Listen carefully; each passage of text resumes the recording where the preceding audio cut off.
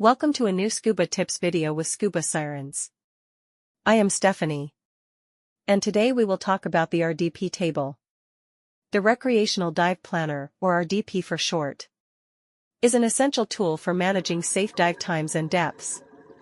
This guide walks you through the basics of the RDP table, which has four main sections: depth, time, surface interval, and pressure group. Number 1. Depth. The depth row refers to this section. As an open water diver, your maximum depth is 18 meters. The depth row helps you track your safe limits based on how deep you plan to dive. Number 2. Time. It refers to this section. Time. The RDP shows how much time you can safely spend at a particular depth. For example, at 18 meters, the maximum allowed time to stay at 18 meters is 56 minutes.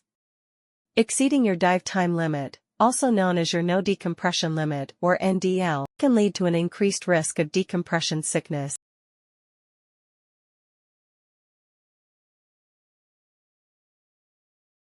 Number 3. The surface interval. After each dive, you need a surface interval to release nitrogen. The table guides how much surface time is required to reduce nitrogen levels before your next dive. You must refrain from scuba diving earlier than the suggested time of staying at the surface. We oftentimes call it the surface interval time or SIT to remind us to sit it out and let our nitrogen level go down as much as we can. Which brings us to Number 4. The pressure group. They are designated by letters, indicating the nitrogen level in your body after a dive.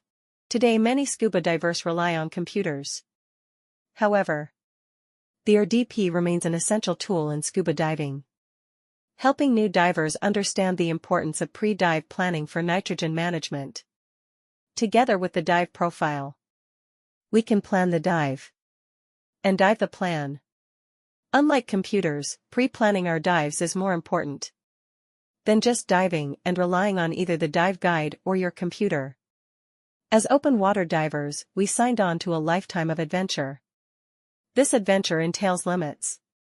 Limits that have been drilled into us over and over again. The dive community frowns on irresponsible divers because, as my favorite cave dive gurus in Dive Talk said, a dive accident affects not only the irresponsible diver, but also the dive community. People panic and they're like, oh, this is a death trap, right? Eagle's Nest is a good example. I feel like Eagle's Nest has been closed in the past and then reopened. Closed for actually people who went through all of the work to get certified and get the equipment and the training to be able to do it safely. I don't think that's fair either.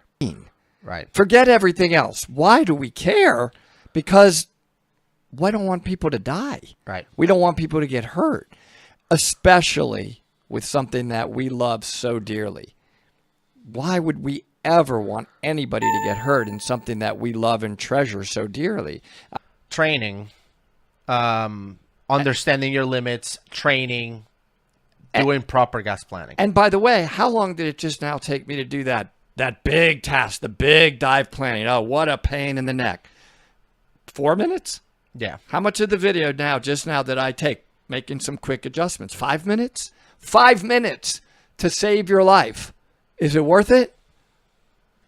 That was my point from the beginning question. So pre-dive planning does not mean booking the tour, but actually planning the dive.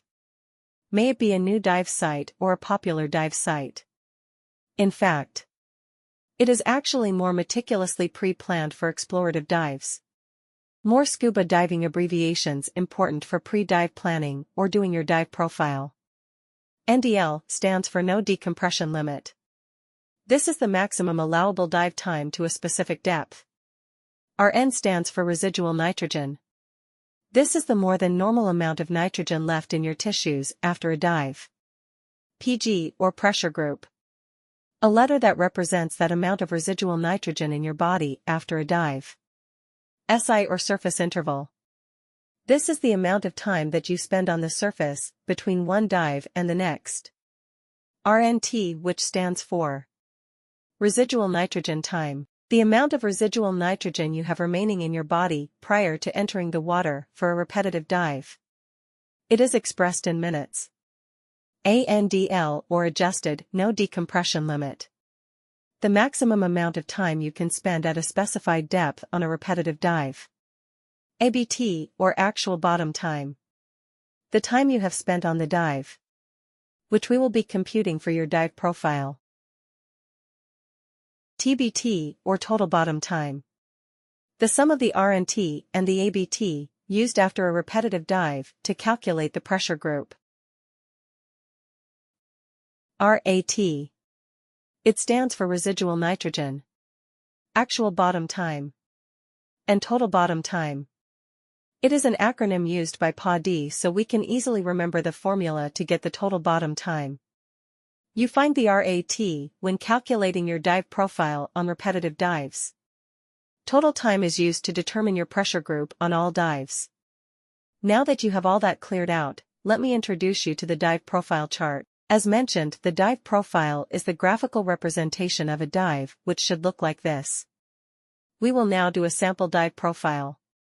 You can download a PDF version of this dive profile chart with the link below, so you can follow along as we compute for the pressure group of a simple dive to our most common fun dive profile, the Twin Rocks Shore Entry Dive Profile.